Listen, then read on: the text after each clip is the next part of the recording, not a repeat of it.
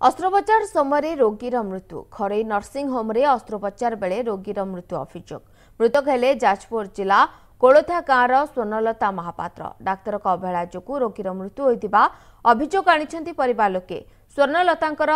पिलापिली हेउनथिबारु परिवार लोके भद्रक रे घरोई क्लिनिक रे डाक्तरंक पाखरे चिकित्सा कराउथिले। आज स्वर्णलतांक अस्त्रोपचार पई भद्रक मोटेल छक स्थित सालंदी घरोई नर्सिंग होम रे भर्ती करा जायतिला किंतु ओटी भितरे डाक्तर अस्त्रोपचार करुथिबा बेले रोगीर मृत्यु होइतिला। परे परिवार लोके मृत्यु खबर पाइबा परे डाक्तर अवहेला जोगु रोगीर मृत्यु होइछि एवं संपृक्त डाक्तर विरोध में कार्यानुष्ठान नेबा पई दाबी करिसेंती। रोगी अस्त्रोपचार बेले कोनोसी कारणरू हृदघात रे मृत्यु होइतिबा बेले एथिरे डाक्तरंक कोनोसी अवहेला नथिबा सफेई दैछंती डाक्तर।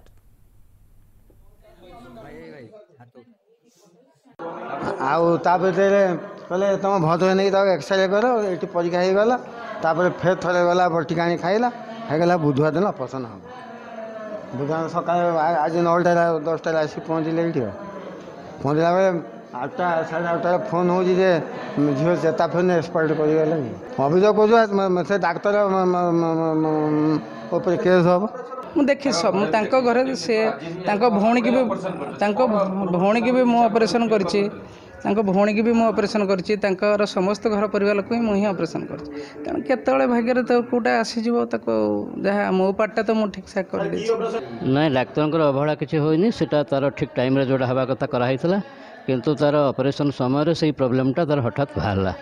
जोटा कि सेटा कौन कार हम कही हेनी हठात आना कम्प्लिकेशन हो पारे ऑपरेशन कम्प्लिकेशन हो पारे मेडिसिन हो पारे किंतु तार जोटा करने कथा करागला तार प्रिवेंटिव मेजर सब निगला पूर्व ऑपरेशन पूर्व सब देखाई किंतु से टाइम रे बेड लक पेशेंट को रिवाइव कर